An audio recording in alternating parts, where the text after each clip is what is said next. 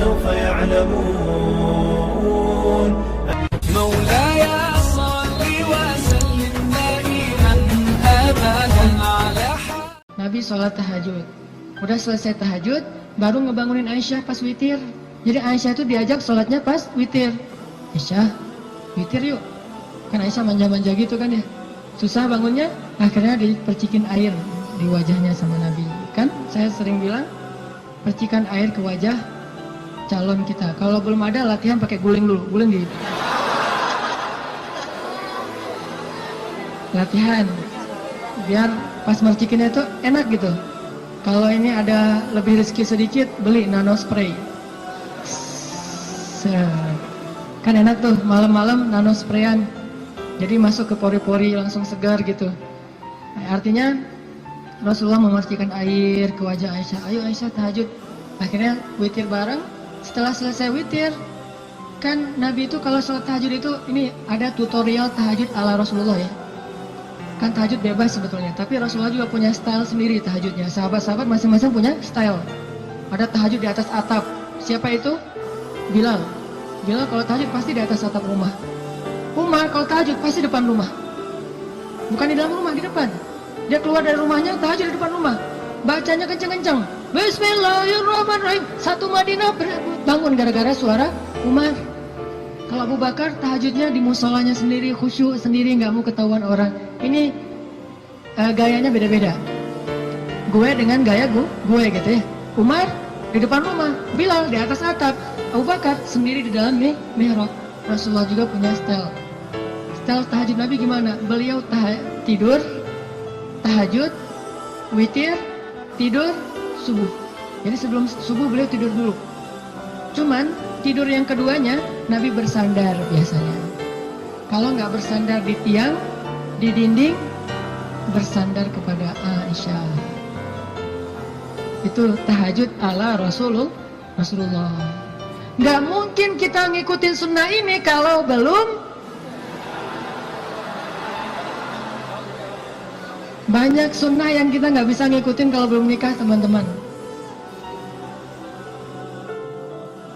Jadi Nabi SAW itu dengan Aisyah kalau tahajud membangunkan Aisyah dan tidak membangunkan Aisyah, artinya Nabi SAW mengajarkan kepada kita bagaimana beliau memperlakukan istrinya, bagaimana rumah tangga beliau, yang itu kemudian menjadi kebaikan kepada Allah. Jadi mendapatkan istri untuk lebih dekat kepada Allah, biar bisa tahajud bareng. Coba bayangin teman-teman, kita pengen nikah, kenapa kamu pengen cepat-cepat nikah?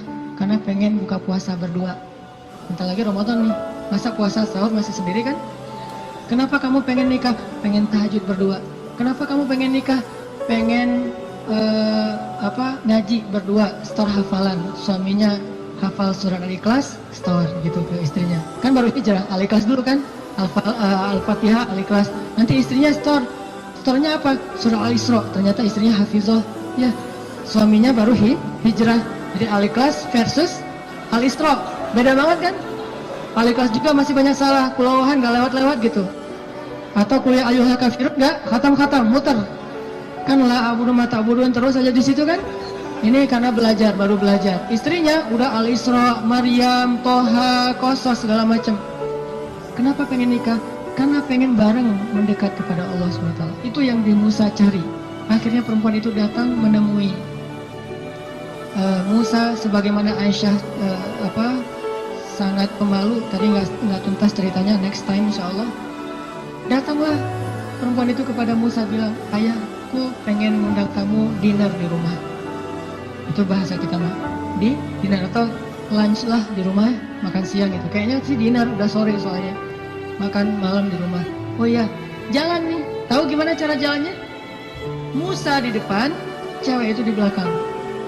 Nggak dibalik, cewek di depan, Musa di belakang. Nggak. Etika jalan laki-laki perempuan yang belum muhrim, perempuan di belakang, laki-laki di depan. Supaya apa? Supaya tidak melihat bagaimana cara jalannya. Terus kan Musa nggak tahu rumahnya kemana, gampang, tinggal di Sherlock aja. Kalau nggak Sherlock, kitanya yang jadi Google Map gitu, jadi kayak Waze gitu. Belok kanan, turn right, turn left, after one gitu. tinggal Musa belok kanan, belok kiri. Yang penting Musanya di depan, perempuan itu di belakang. Dan itu etika yang luar biasa. Sehingga perempuan ini menyimpulkan, laki-laki ini selain kuat, ternyata amanah, nggak caper, nggak sok-sok dekat gitu kan. Kita lagi di perjalanan, daripada kamu diganggu orang biar aku jagain. Enggak, Musa itu orang yang sangat amanah. Jadi kalau belum nikah aja dia sangat jaga, jangan sampai membuat perempuan ini tercela, apalagi setelah menikah. Sampai di rumah, cewek ini ngomong ke ayahnya, ya abah, bapak gitu ya abati,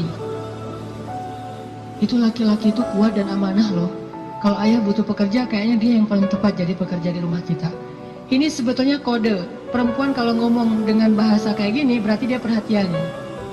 Kalau dia udah bisa menyimpulkan dia kuat, dia amanah, dia tepat sebagai pekerja, berarti dia perhatian. Kalau enggak dia nggak akan ngasih komentar. Ayahnya paham, ini bahasa elegan orang zaman dulu. Kalau sekarang kan ya pengen nikah gitu kan vulgar kan ya. Kalau dulu kode tuh, ya itu kayaknya cocok bekerja ke kita. Kata ayahnya, oh ya nanti ayah bicara sama dia. Ayahnya bukan menawarkan Musa bekerja, tapi menawarkan Musa nih nikah. Saya akan nikahkan kamu dengan salah satu dari putri saya. Terserah kamu yang mana yang kamu sukai.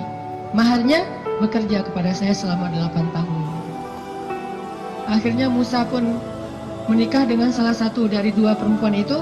Dan perempuan inilah yang mendampingi Musa untuk berdakwah di Mesir melawan Fir'aun. Dan inilah kisah yang luar biasa. Nabi Musa mencari cinta itu untuk lebih dekat kepada pemilik cinta. Nabi Musa mencari cinta makhluk agar bisa mendapatkan cinta Allah Subhanahu wa Ta'ala. Bukan justru ketika ngedapetin cinta makhluk kehilangan cinta Allah. Ini namanya fokus. Teman-teman, pesan moral ketiga berarti adalah apa? Setelah sawa as-sabil, banyak berdoa. Yang ketiga adalah jadilah seseorang yang menyempurnakan hubungan kita dengan Allah dengan cara menikah. Itu maksud Nabi. Setengah dari agama itu adalah setelah kita menikah, kita sempurnakan.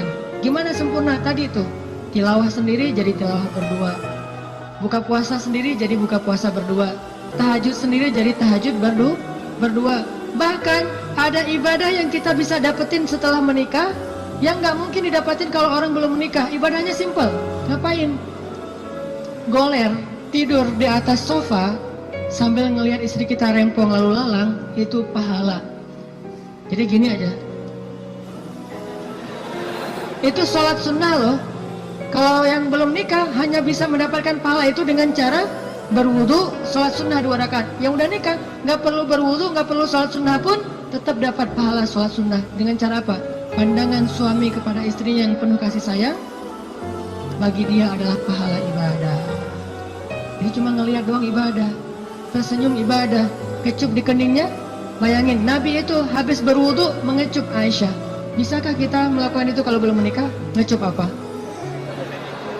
Habis wudu, cium Aisyah ke masjid. Wudu, cium Aisyah. Ini salah satu dalil dari mazhab yang mengatakan sentuhan suami istri tidak membatalkan wudu. Walaupun nanti ada dalil yang mazhab yang lain, Allahu a'lam. Ini mazhab. Tapi Nabi beberapa kali habis berwudu kecup Aisyah ke masjid. Wudu kecup Aisyah. Jadi kalau udah Nabi wudu, Aisyah udah siap-siap tuh.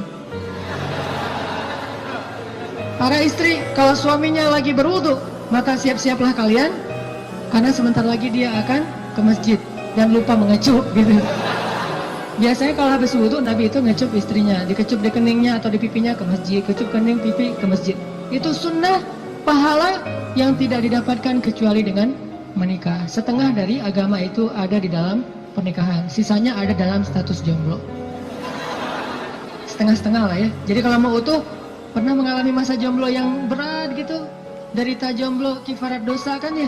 Setelah itu nanti mendapatkan setengahnya lagi setelah saya terima nikahnya Fulanah binti